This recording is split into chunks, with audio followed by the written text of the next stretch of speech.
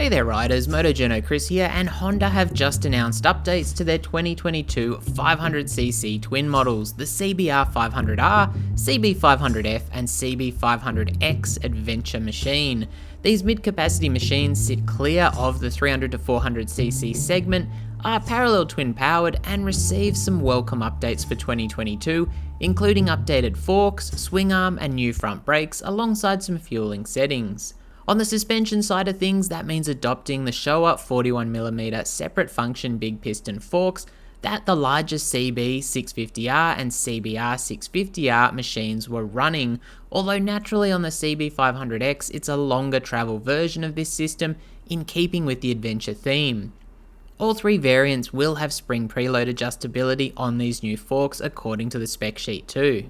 The new forks should provide a more premium suspension feel and are joined by new top and bottom yokes to match, while the swing arm is also redesigned. It's now made of 2mm steel, thinner than the outgoing version to save weight, while being stiffer rotationally but more flexible laterally to aid handling. Matched to the swing arm is the existing preload adjustable shock with 5 levels of adjustability, and the settings and spring rate on that have been updated to match the forks across these models. Lighter wheels are also featured, with the F and R models getting 5 split spoke wheels with no change in the wheel sizes, with a 3.5 inch front with a 120/70 tyre and a 4.5 inch rear with a 160/60 tyre, and they are of course both 17 inch wheels.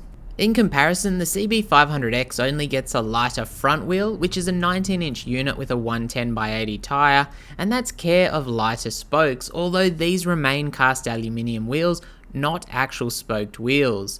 Trail pattern tyres are standard, and there's also a new front guard to match that front wheel, with a little more front weight bias compared to the previous model. That weight distribution is mirrored across all three bikes with more forward bias. A bigger update is also the move to running dual disc brakes, where all the previous models ran a single disc and caliper setup on the front. That has meant moving to smaller 296mm rotors matched to Nissan radial mount 2-piston calipers, which is likely a sacrifice most riders would be happy to make over the single larger 320mm rotor.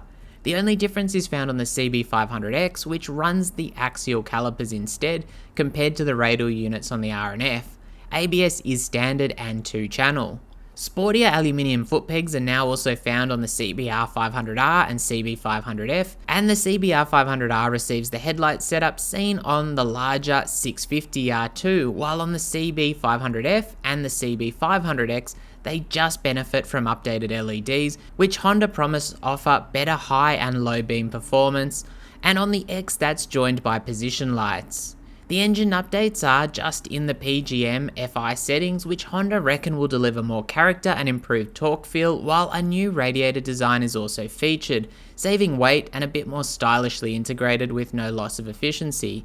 Naturally, all models are Euro 5 and continue to offer the maximum 35 kilowatts allowed under the European A2 licensing scheme, with 43 Nm of torque also on tap, peaking at 6,500 RPM.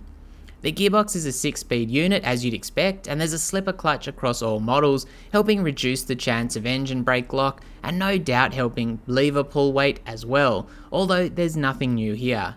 The CBR500R boasts the lowest seat height of the bunch at 785mm and weighing in at 192 kilos at the curb. In comparison, the CB500F is a tiny bit taller at 789mm, but lighter at 189 kilos without the fairings weighing it down. Both have a 17.1 litre fuel capacity, which should be good for more than 450 kilometers according to Honda. In comparison, the CB500X, being the adventure option, has a taller 830mm seat height and weighs in at a slightly heftier 199 kilos at the curb, with a tiny bit more fuel capacity at 17.5 litres. That'd probably get you to near 500 kilometers on a tank if their 3.6 litre per 100 kilometer figure is accurate. The dash on all the 500s is an LCD with lighting full LED, and standard fitment is the Honda HISS security system. It's been a while since I tested the CBR500R, but it left a lasting impression with notably more torque than most of the smaller capacity competition, with very usable performance as a result and an eye-catching design in the full-fared bike.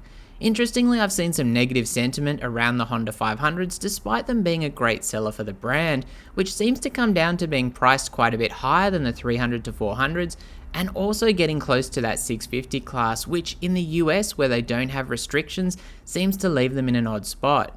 Here in Australia, where we do have restrictions, they are probably a more attractive option, as that additional torque will be welcome over a couple of years of ownership, getting through your L's and P's. However, it is worth noting that for me in New South Wales, Australia, the Honda 500s on the road are already over 10k in price right away, making that pricing awfully close to Suzuki's SV650, which is currently listed for 10,490 right away. For comparison, the Ninja 400 is just breaking 8k for a similar right away price set to my postcode, with power and torque not far off alongside a decent weight saving in comparison to the 500s.